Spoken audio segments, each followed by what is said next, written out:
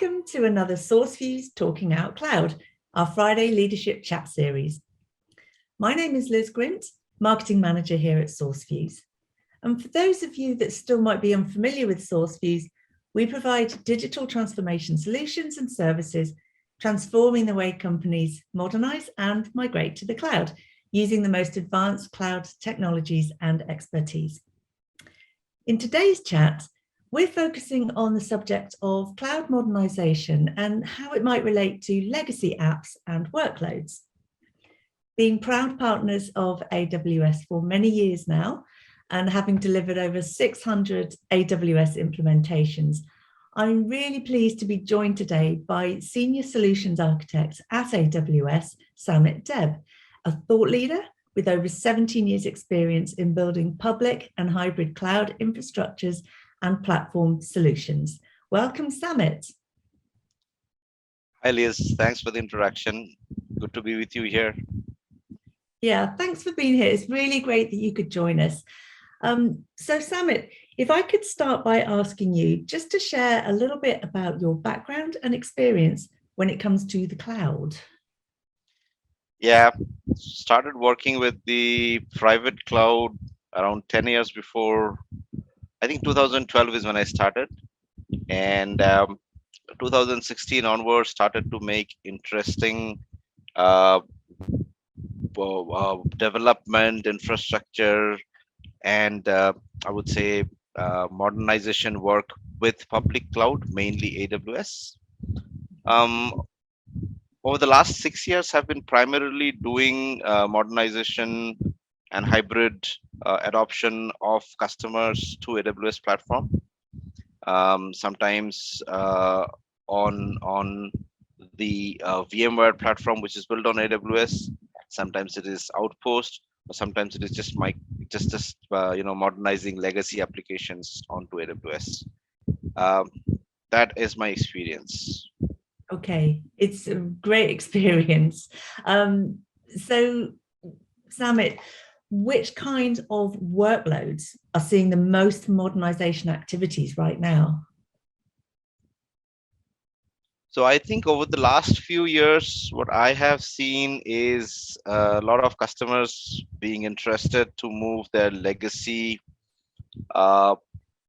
platforms, the platforms which is very highly dependent on licensing, highly depending on, if I say, closed source modules. They are trying to move out of the lock-ins. They're trying to move out of high licensing cost and the licensing complexities. They're trying to move them to open source. They're trying to move them to the containerized platform, and to some extent they have also been trying to move them or one of the part of their journey is to move them to the AWS serverless architecture. Make sure that the applications become more agile, more flexible, easier to operate, and adds to the business value that the application provides. Mm-hmm. And with all experience that you have, you know the industries well. I imagine you get to hear many different challenges when it comes to modernizing legacy apps, but what would you say are the biggest challenges?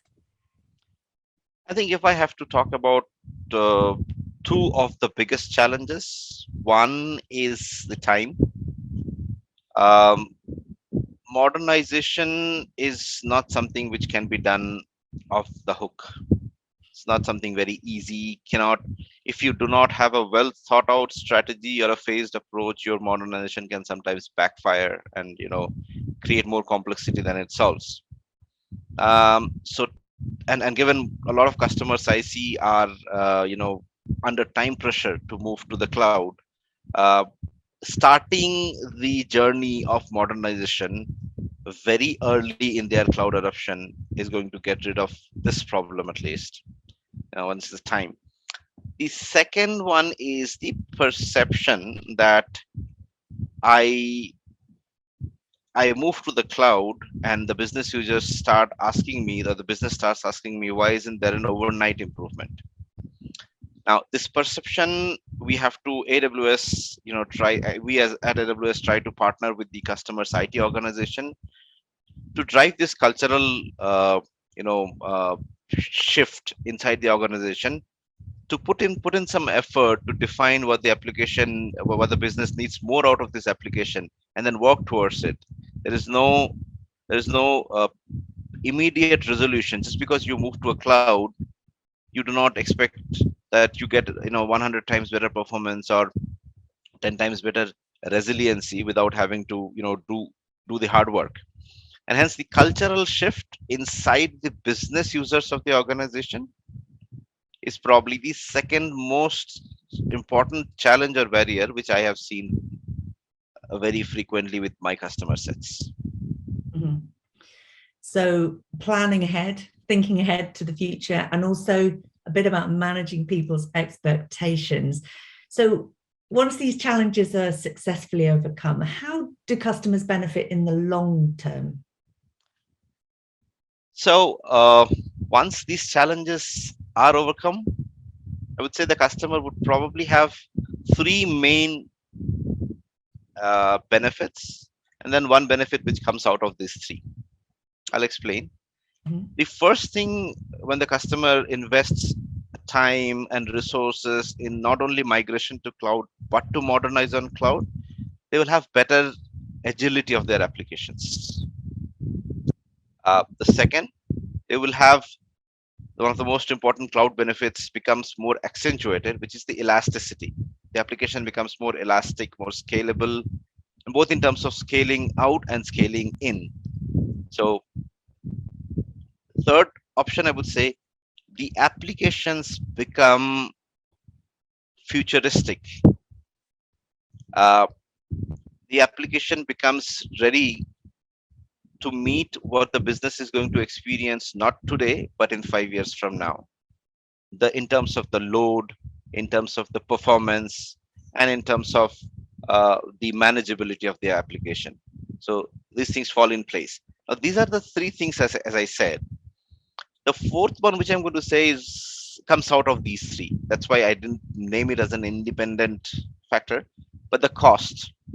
Now, each of them may be a cost driver, each of these three, or each of these three may not be a cost driver.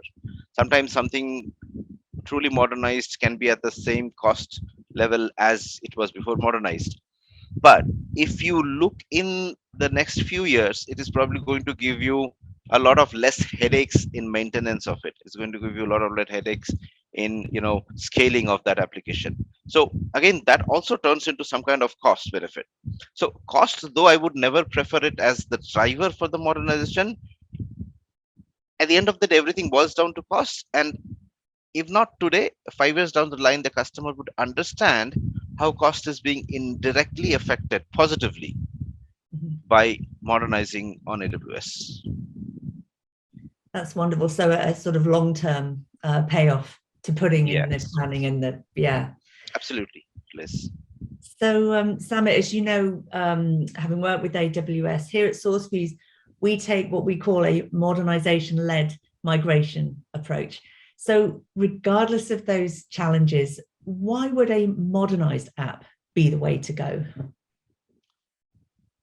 So the first thing which I would mention here is there is a huge drive to move to open source. And I said this at the start of the conversation, but moving to open source, one, uh, exposes you to a larger developer community or larger user community. Number two, it drives down the cost in terms of platform and licenses. And then number three, this movement to open source is going to help you to integrate to a lot of to a much bigger ecosystem in the future. So these are the three main reasons where I would advise every customer to put these three lenses before he decides whether an application needs to only be lifted and shifted to the cloud or it needs to be modernized. A common anecdote which I say is that for some application which can benefit by moving to a modernized version of it on AWS, if you do not modernize it and just migrate it, what happens is you probably uh, you know buy a simple car, and then whether you have the benefit of I mean, I'm sorry, I'm giving a wrong example, but I would say you buy a Mercedes Benz, and then what you end up is running it as a small economic car. you're not realizing the full benefit, the full extent which it can serve your business. And that is what I think is going to avoid if you put these three lenses before every workload you decide to move to AWS becomes a reality. All right. I love car analogies because they work so well in lots of situations. And lastly, Samit, with your many, many years of modernization expertise, what's your prediction for the next big thing in modernization services or strategies? So I think we have this 7R philosophy in AWS: re-platform and refactor or re-architect. These two are the main tenets of application modernization. In short term, I see a lot of re-platform happening in terms of customers moving monoliths to microservices and deploying them on, Amazon Elastic Kubernetes services, or uh, some other equivalent platform on Amazon. In the long term, however, I see customers moving those further down to a serverless architecture in terms of an API gateway, or probably a Lambda installation, or probably one of the other AWS, serverless services. The other thing which I see is going to go towards the data platform modernization. The data silos which stay inside organizations now, in terms of some data being in OLTP, some data being in analytics, and some data being in unstructured space, and they don't talk to each other. Data users have a siloed view.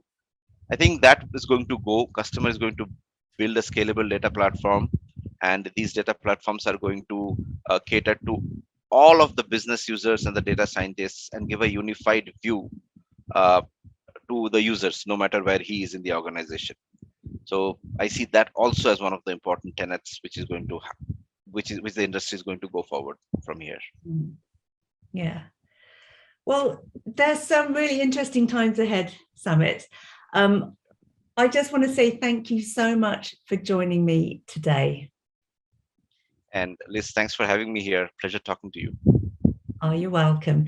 So all that remains is for me to say to our audience, thanks for watching, and join us again soon for our next Talking Out Cloud with SourceFuse.